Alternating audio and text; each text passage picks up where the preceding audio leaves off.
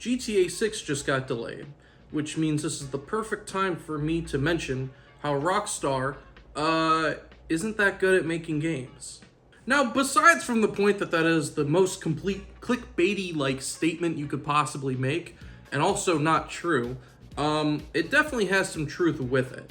Now, there are kids that just love Grand Theft Auto, and you can't blame them, right? It's edgy, it's mature, you go to the strip club, guns, cars, right?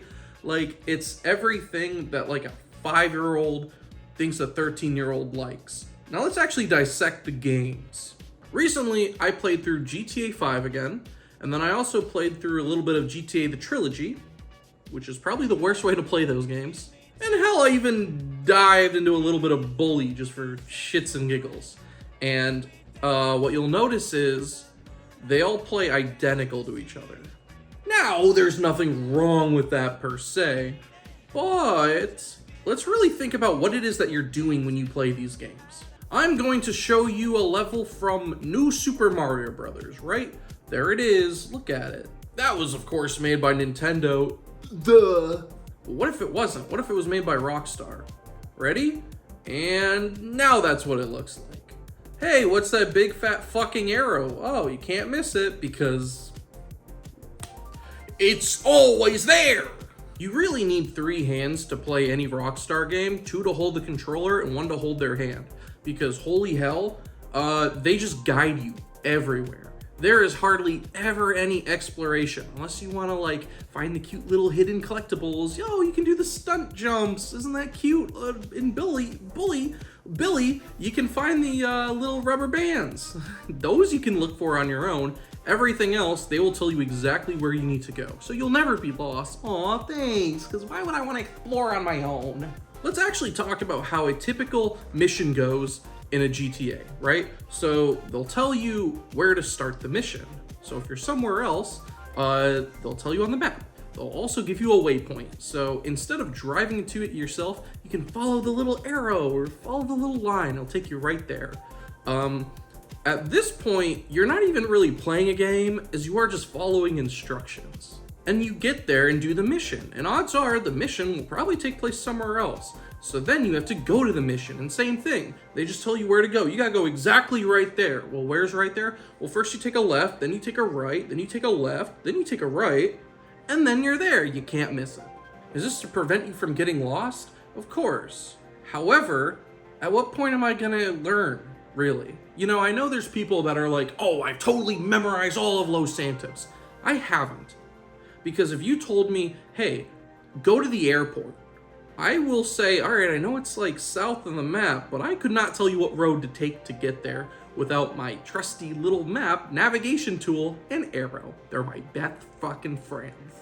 Is it a problem? No. It's a nice feature, it's a nice option, but you start relying way too heavily on it. I mean, you start staring at the map more than you're actually staring at the screen. Like, imagine you're playing Breath of the Wild. You have this giant open world, but instead of discovering the shrines on your own, they tell you, they're like, oh, there's one right there. So, you know, you can mark it on your map yourself, but it's still you finding it. It's not the game just telling you it's right there. And I understand having a marking, right? They'll say, hey, you gotta go do something in Zora's domain, and it's over here. That's fine, but on my way, I'm not gonna take the direct path that they want me to take. Every time when I'm doing a mission, I'm hardly ever going off course. And if I do go off course, well then they'll try and get me back on course. They'll change the arrow so it's most convenient for me. You gotta follow the rules, stay in the lane. But we really do live in an era where the more the game plays itself, the more people like it, which is very interesting. I mean, hell, GTA, it aims your gun for you. I mean, you don't even have to aim, right? It tells you where to go. It drives itself almost. I mean, hell, Mario Kart, you can turn on fucking auto steering and it'll just do it. It'll play the game itself. You don't even have to play it anymore. It's really interesting how the GTA series is probably the biggest open world sandbox. But if you actually play it, like the story mode, we're not talking online, we're talking story. It's the exact opposite of that. It's you have to do things in a particular order so it can play out the way that it has to play out. It is very cinematic in the way that it wants to be. Not So much like in Metal Gear Solid 5, where there's so many different ways a mission can go. There's kind of only one way you're doing things, and if there's ever two, then they're choosing what the two are. Now, I know a lot of you are saying, Nick, you talk too much. In that case, I would be perfect as a character in any Rockstar game, because holy hell will they not shut the fuck up. You guys remember getting in the car with your best friends and then just turning into the biggest, like, chatty Cathys ever? That's every fucking GTA game. I get you want to expand a little bit more on the world, the story, whatever's happening, but goodness, you get in the car with someone and then it's just like, be quiet! I want to say the GTA series has some pretty bad dialogue overall, but it really doesn't. GTA 4 and San Andreas actually have some really good dialogue. GTA 5 is pretty cringy. Bully's almost unbearable with its dialogue, so I'll be like everyone else and forget that one exists. So now that I had my fun rant, we're gonna, like, welcome in reality. Hello, welcome back. These games are amazing. They are master classes. They're still really fun.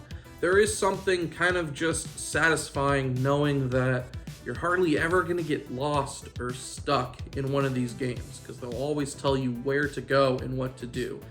However, it does ruin a little bit of excitement, a little bit of fun. Technically in GTA 5, you can go up to fucking Sandy Springs or Sandy Shores, whatever the hell it's called. But why would you? There's no missions up there. So you're kind of not gonna. It's not like in Breath of the Wild where you can go down the swamp, there's nothing you have to do there, but you can go there and you will be rewarded. You'll find shrines, you'll find extra shit, right? So it's still worth your journey. In GTA, if you're not doing the mission, what are you doing? A side quest? Well, there's no side quest there. What are you doing? I think now's a good time to also bring up the, like, other games, right? Cyberpunk, Saints Row, remember that? Remember Saints Row? That was a thing. How about Watch Dogs? Watch Dogs. They all follow this formula of, hey, here's a big city, and we're gonna put missions all over it. But if you're not going to the missions and you're just riding around for funsies, what are you gonna do? Hello, ladies and gentlemen, I'm Niccy, and today we're gonna fix GTA 6. How do you fix something that's still more than a year out? Easy. You listen to one person online's opinion. That's me. First up, get rid of the fucking arrows. I'll figure out where to go, and if I don't, then guess what? I'm stupid, because it's not that hard. Number two, shut up. Let me drive the car, let me play my tunes, let me play, Lady, give me tonight. I don't need to hear everyone just talking. And they're not even, a lot of them are just stupid conversations. Dope smoking, game playing, live at home, world owes him a living millennial. And number three, there's gotta be more things. Alright, there's gotta be more things. I know there's missions, and I know there's side missions. But let me go to the dock and discover something that I wouldn't think to otherwise, right? It's kind of like how now we have Mario Kart World, and you can go explore, and they have missions there, right? And that's great. I'm sure there's gonna be other things you can find, and collectibles and unlockables, because if there weren't, why would you do it? See, why? That's the big question. Bold it, right there. Why? And Rockstar, if you don't follow my advice, then guess what? You're still gonna make billions of dollars on this, because holy fuck have you monopolized this genre. It's crazy. I'm gonna definitely buy 3 copies myself.